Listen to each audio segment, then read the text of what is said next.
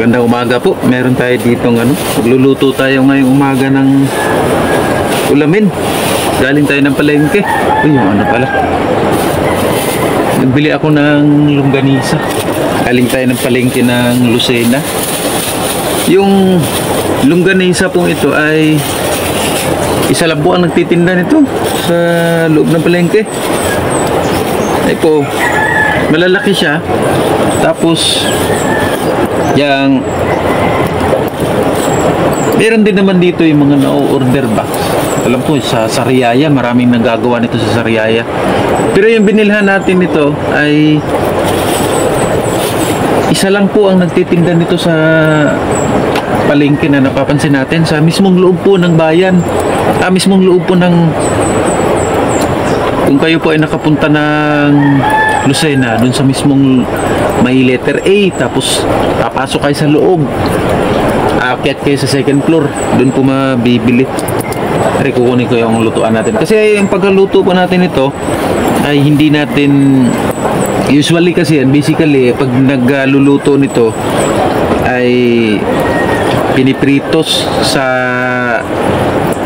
yang mantika. Siyempre sa mantika naman talaga, pero pag nagluluto tayo nito, hindi na kailangan gumamit ng mantika at ating ihawin. Sa mga nagluluto sa karinderya, usually pinipritos nila. Pero yung atin, ang gagawin natin dito ngayon ay ating iihawin ba, yung parang style barbecue. So yun ang pagluto natin ngayon ito. Meron na tayo ditong uling na pinainit para mabilis. Aga pa naman, alas 8:26 pa lang. Shout out po kay Ma'am De La Torre, Ma'am Vera. Ma'am, good morning ma'am. Matapos mag-live kagabi, ito naman.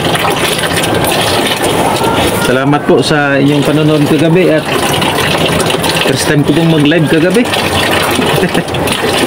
Ayos pala, enjoy din pala. Akala ko kasi walang manonood.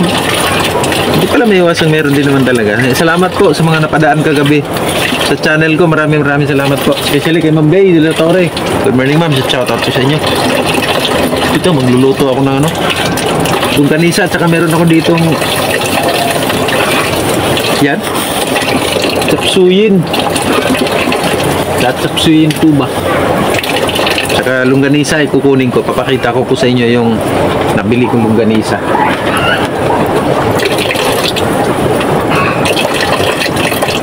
Natin siya lulutuin.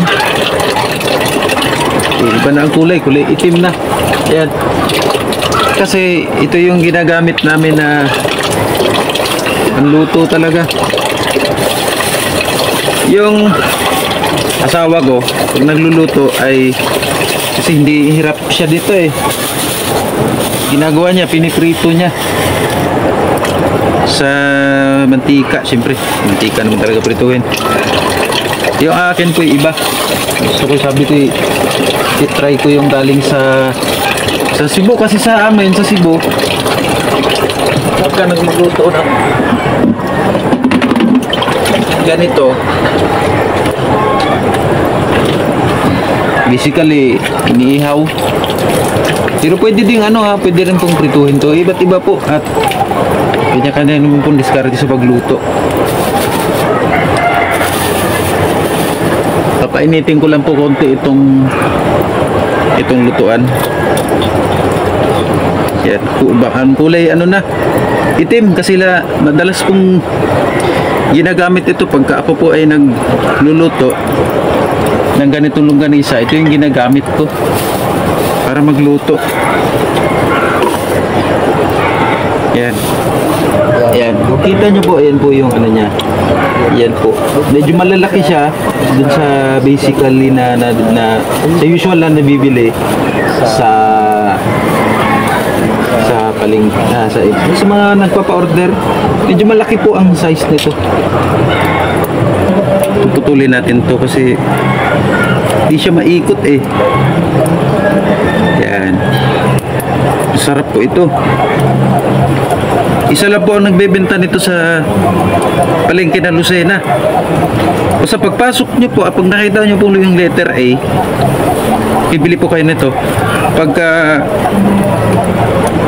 nakita nyo po yung letter A, pasok kayo doon. Tapos meron dong escalator sa mismong palengke po meron po tayong meron tayong ipakita na na meron kasi akong kuha, mabilis na kuha lang kasi yun, kasi mamadali rin tayo kanina pasok kayo doon, tapos merong escalator dyan, akyat kayo sa taas.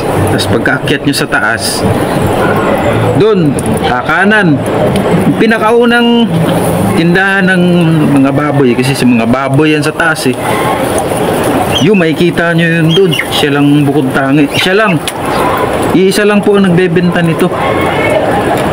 Kung ang lasa po nito ng longganisa sa Cebu, kung para sa akin po para sa akin magkakaiba po tayo ng magkakaiba po tayo ng panlasa, magkakaiba po tayo ng taste, kumbaga kanya-kanya tayong taste. Kung ang sa Cebu na longganisa ay para sa akin, ang rate ko doon is 10 para sa akin kasi syempre sa pool pa, maliliit pa kami, madalas ulam na namin yun tsaka syempre masarap talaga. Ito po, kung ang sa Cebu ay race ay 10, ito po siguro na sa mga naglalaro ng 8, 9, mga ganun. Kunti lang ang diferensya nila kasi masarap din po talaga ito. Ito po ay per kilo kung nabibili. Ang kilo po nito ay, kung hindi ako nagkakamali, parang nasa 250. Pero nasa sa inyo kung ilang piraso ang gusto nyo bilhin. Ngayon kasi 4 lang ang binili natin kasi nga wala naman pong yung asawa ko may pasok. Kami lang dito ng Miljen at saka nung ate niya, hindi naman namin kayang ubusin to lahat-lahat. Yan, so medyo na siya, may halo pati po itong smoky flavor. Promise po, masarap po. Hindi ako na nagpo-promote pero masarap po siya. Longganisang lukban, iba rin po yun kasi ang longganisang lukban ay maliliit din po yun dito. Ito naman po ay longganisa siya, pero ang longganisang basta sa Lucena po ito nabibili. Yan, masarap po, promise po, hindi kayo magsisisi pagka tikin po kayo nito. Yan, hindi na ako nakakuha ng pang-ipit at takari masunog pagka iniwan natin. Actually medyo luto na po ito, pwede na po ito. Yan, smoky flavor siya, hindi naman siya ganun ka masyadong sa pagka smoky flavor, pero basta masarap po. Medyo manamis-namis ito, ang lasa niya medyo manamis-namis, halos parang nagkakahawig na sa Cebu longganisa di Cebu di longganisa.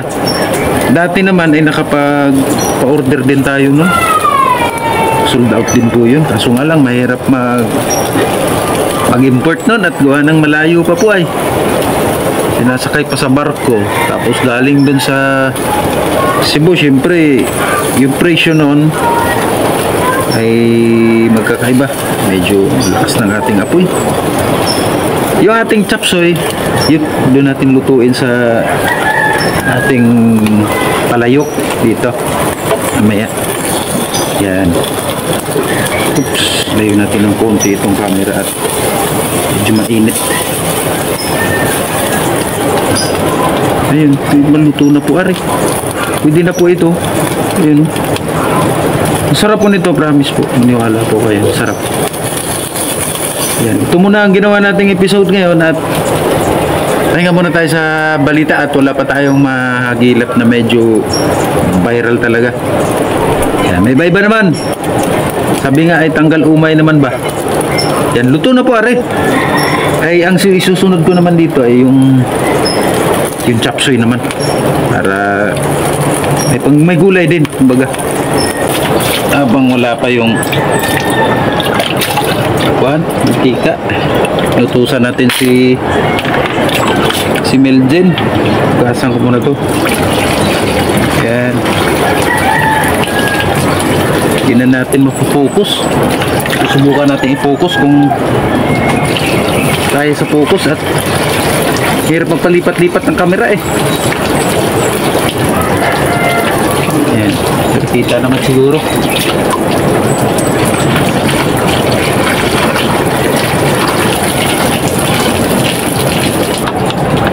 Ito na yung ating gagamitin.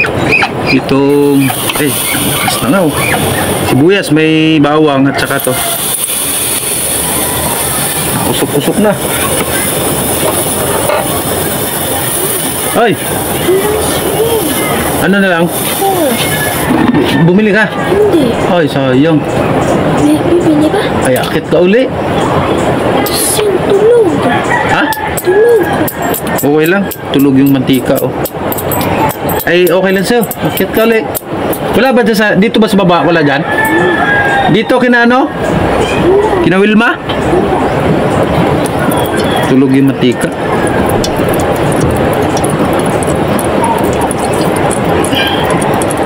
Bumili ka na lang kahit wala. Ibang flavor na lang sana. Minsan, bababa naman tayo dun. Talaga masukal na yung tinatambayan natin doon, yung pinupuntahan natin, pinaglulutuan. May oras pa naman kaya kapag gawa ng ganito.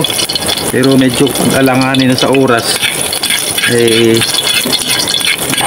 Hanap pa rin tayo ng ibang paraan na makapag-upload ng ibang video. Para mag-research, medyo mahirap din po ang mag-research ng yung sa balita po, medyo mahirap din kung mahirap din kung gawin. Kasi medyo marami kang clips at saka kailangan mong mag-research talaga. Pero ayos naman at na-enjoy naman yung ginagawa natin dito. Tigis lang po ito pagka sangkot siya, pagka lumambot na, ayos na. Lagyan na natin ng konting panlasa. Ay, tuloy pa rin po tayo na nagpapasalamat sa lahat po ng nag-subscribe at sa mga nanonood po. Maraming salamat po sa inyo. Na-inspire po tayong maggawa ng video. Dahil kahit paano po ay meron pong nanonood sa atin. Maraming salamat po sa inyo. Pwede na to. Ayan, ito yung ating gulay. Ayan, kain ko ba kayo ng gulay? Ayan.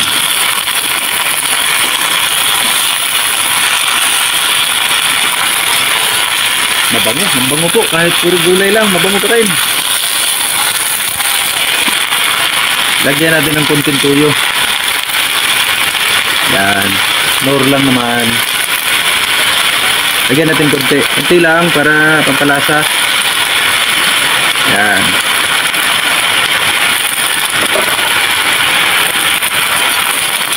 Mabango na. Lagyan natin ng pampalasa.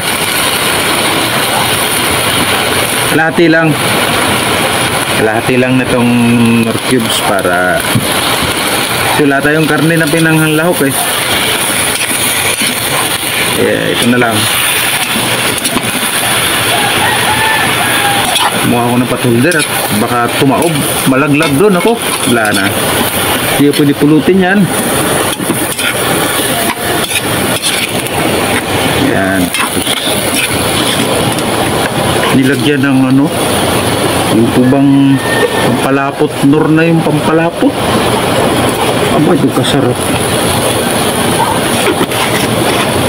Asin po, asin. Tapos magic. Kung walang magic ay walang lasa. Pero meron iba hindi gumagamit ng magic. Konti lang nilagay natin. Tapos lagyan natin ng konting tubig to para may sabaw konti. Ito.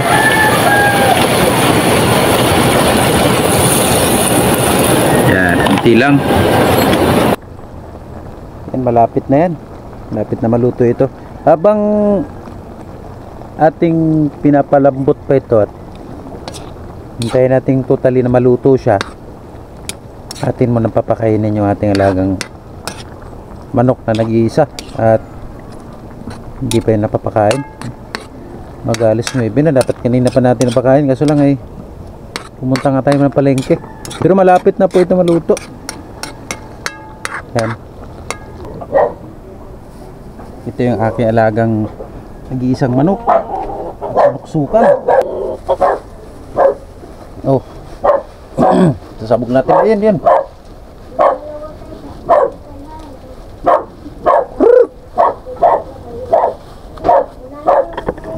Merong isa pa dito eh. Maliit. Nasaan kaya yun?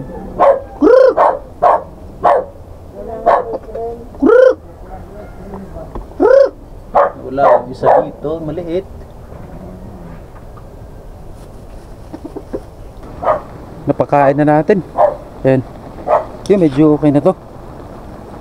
Medyo malambot na yung gulay. Pwede na ito. Luto na pati are. Yan, okay na to. Meron na tayong ulam. May longganisa na. At meron na rin tayong gulay na chapsuy. Pwede na to. Partner na to sa agahan. Gusto na rin. Itikman na natin. Pwede na po.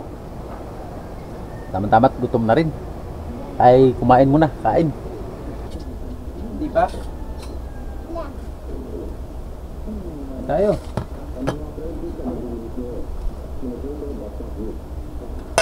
Ay, walang stick, men. Men! Kanin pala.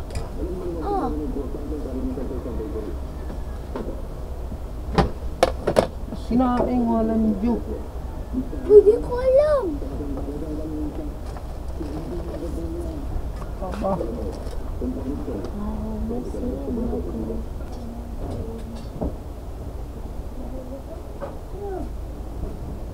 Mel, ikaw ba?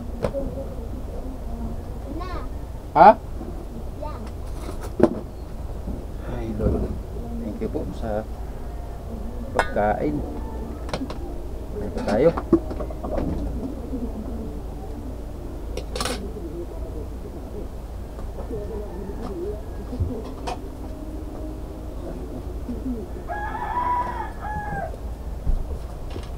Ito tayo kain. Ano yung isa? Okay, ah.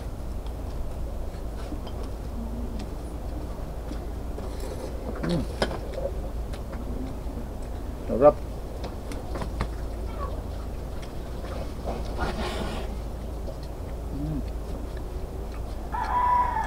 Men, sarap.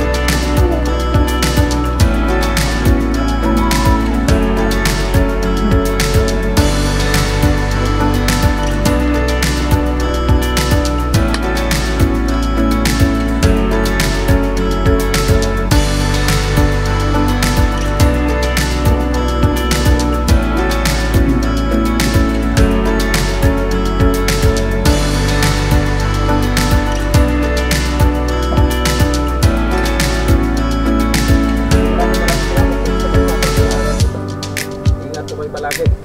To God be the glory. God bless and cheers. Maraming salamat po. Hanggang sa susunod na ating mga episodes. na ipapalabas. Thank you po.